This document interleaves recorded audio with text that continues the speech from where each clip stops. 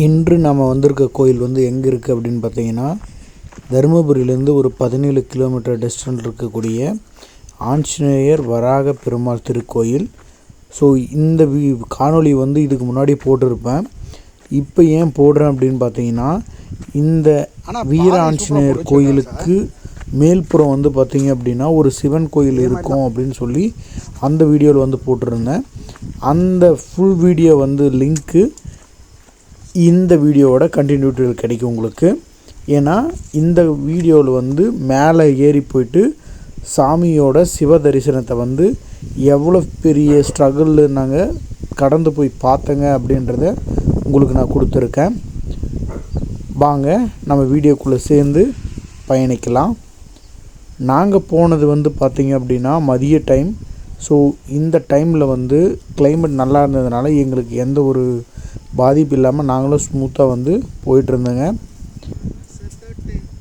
First நான் அந்த ஸ்தல வரலாறு சொல்லிடுறேன். ஆஞ்சநேயர் வராக பெருமாள் இந்த கோயில் எங்கே இருக்குது அப்படின்னா, மூக்கனூர் மலைக்கு முன்னாடி இருக்குது.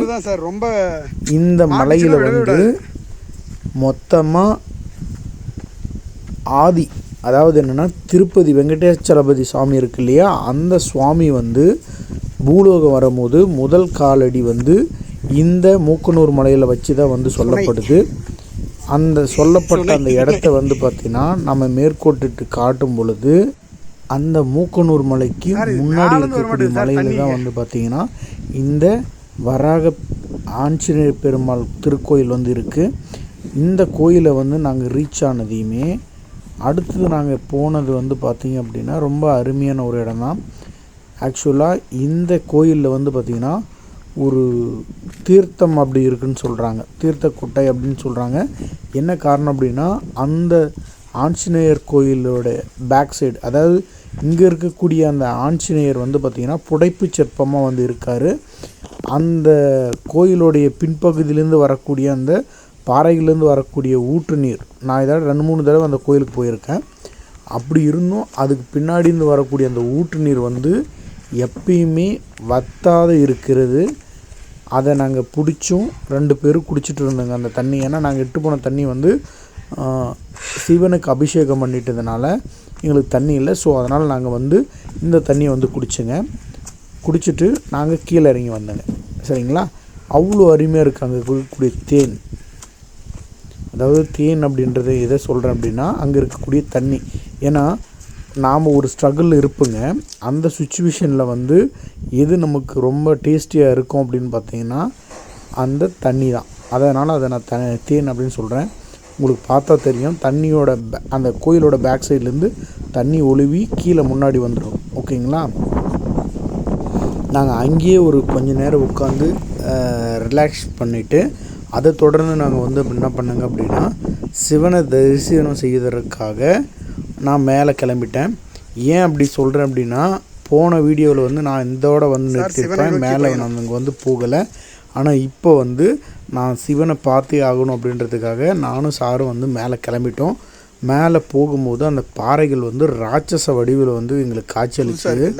அது அடியில் தூந்து போகும்போது நிறைய ஃபோட்டோஸ் வந்து எடுத்துகிட்டு நாங்கள் மேலே ஏறி போயிட்டே இருந்தோம். ஆனால் எனக்கு இது வரையும் தெரியலை. ஏன்னா ஆஞ்சநேயரை பார்க்க வர வழியும் எங்களுக்கு வந்து அந்த வழிகள் வந்து ரொம்ப சிரமமாக இல்லை. ஆனால் அந்த சிவனை நாங்கள் தரிசனம் பண்ணுறதுக்கு மேலே ஏறும்போது வழிகள் எல்லாமே வந்து ரொம்ப கடினமாக இருந்தது. நாங்கள் அது இல்லாத என்ன பேண்ட்டு போட்டு வந்தோம் அப்படின்னா ஜீன்ஸ் பேண்ட்டு போட்டிருந்தேன். அதனால் என்னிடம் மேலவும் ஏறுறதுக்கு ரொம்ப ஸ்ட்ரகிளாகவும் இருந்தது.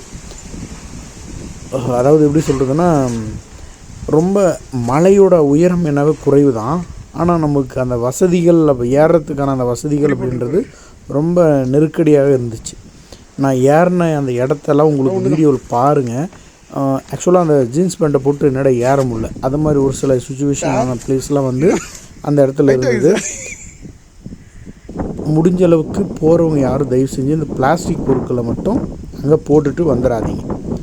ரொம்ப கஷ்டமாக இருக்குது பார்க்குறதுக்கு. மலையோட அந்த இயற்கையை வந்து நம்ம பாதிப்புக்குள்ளாக்கிற மாதிரி எனக்கு தெரியுது.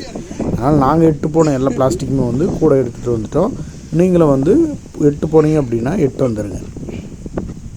மேலே ஏறி நாங்கள் போக போக என்ன நடந்துச்சு அப்படின்னு பார்த்தீங்கன்னா, இயற்கையான காற்று வந்து ரொம்ப பலமாக அடிச்சிட்டு இருந்தது.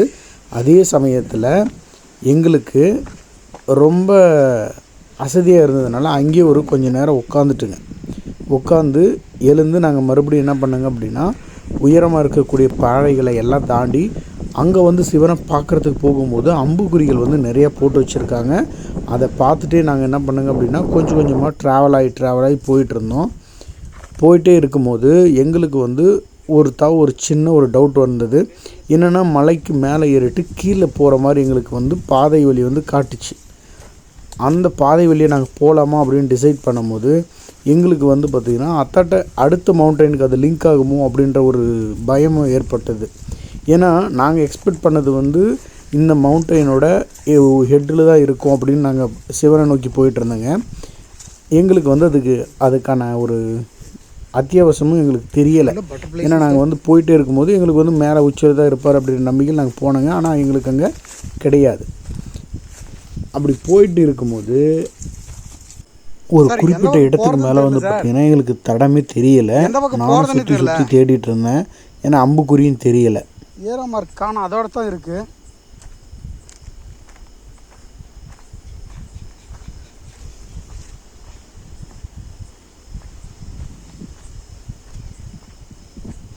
ஃபைனலாக நான் வந்து பார்த்திங்கன்னா அம்புக்குறி கண்டுபிடிச்சி அந்த பக்கம் வழி இருக்கிறதா வந்து சாருக்கு இன்டிமேஷன் கொடுத்துட்டு, சரி அவர் வாங்க நான் ரிட்டர்ன் போகலாம், கால் கொஞ்சம் பெயினாக இருக்குது அப்படின்னு சொன்னார். சரி ஓகேங்க சார், இன்னொரு கொஞ்சம் கிலோமீட்டர் செக் பண்ணிட்டு வந்துடுறேன் அப்படின்னு சொல்லிட்டு நான் மட்டும் உள்ளே வந்து இந்த உளிமில் முள் இருக்கு இல்லையா, ஸோ அந்த முள்ளை வந்து தாண்டி போகலாம் அப்படின்னு சொல்லி டிசைட் பண்ணேன். ஆனால் ரொம்ப அடர்த்தியாக இருந்தது. அத்தாட்டு போகிறதுக்கான இடமே வந்து சுத்தமாக இல்லாத மாதிரி இருந்தது. அதையும் தாண்டி நான் வந்து என்ன பண்ணேன் அப்படின்னா, ஒரு கொஞ்சம் தொலைவு போய் பார்க்கலாம் அப்படின்னு சொல்லிட்டு போயிட்டு இருந்தேன். அப்படி போகும்போது தான் எனக்கு வந்து சிவனுடைய தரிசனம் வந்து கிடைச்சிது. அதை பார்த்ததுமே என் மனசுக்குள்ளே அளவற்ற மகிழ்ச்சி. ஓம் நம சிவாய அந்த மந்திரத்தை உச்சரிச்சுட்டு சாரையும் நான் பின்னாடியே கூப்பிட்டு நானும் அவரும் 2 பேர் சேர்ந்து தான் கோயிலான போனோம். கோயிலான போயிட்டு சாமிக்கு வந்து நாங்கள் தண்ணி வாட்டர் கேனில் வந்து குடிக்கிறதுக்கு எடுத்து போயிருந்தோம். ஸோ இந்த இடத்துல வந்து சாமியை வந்து வச்சுருக்காங்க. ஆனால் எந்த ஒரு அபிஷேகம் பண்ண மாதிரி தெரியல. ஸோ எங்ககிட்ட இருக்கிற தண்ணியை வச்சு நான் என்ன பண்ணேன் அப்படின்னா, சாமிக்கு அபிஷேகம் முடிச்சுட்டு சாமி கும்பிட்டு நாங்கள் ஒரு 4-5 ஃபோட்டோ எடுத்துகிட்டு இந்த இடத்துலேருந்து நாங்கள் கிளம்பிட்டோம். இதுதான் வந்து இந்த ட்ராவலை பற்றி என்னுடைய எக்ஸ்பீரியன்ஸ் இதுதான். நீங்கள் முடிஞ்சால் போய் பாருங்கள். மேபி சாட்டர்டே வந்து போனீங்க அப்படின்னா பெஸ்ட் அப்படின்னு நம்ம சொல்லலாம். இந்த சிவலிங்கத்துக்கு வந்து பார்த்திங்க அப்படின்னா யாரும் மோஸ்ட்லி வந்து அபிஷேகம் பண்ண மாதிரி எனக்கு தெரியல. எப்போ ஒரு தடவை வந்து தான் பண்ணுறாங்க.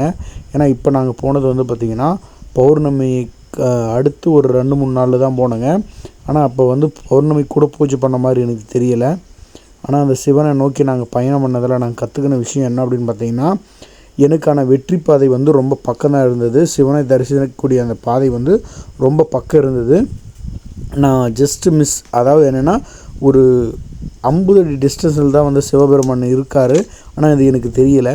நாங்கள் ரிட்டன் கிளம்பிட்டுருப்போங்க. ஒரு நம்பிக்கையில் இருப்பார் அப்படின்ற நம்பிக்கையில் நாங்கள் வந்து முன்னேறி வந்து பார்த்ததுனால எங்களுக்கு அவரோட தரிசனம் வந்து கிடைச்சிது.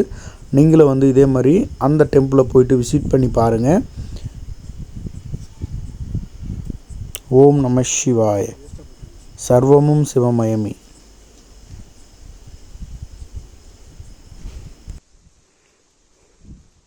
இப்படி இந்த இடத்துல வந்து இப்படி உட்காந்துருக்குது.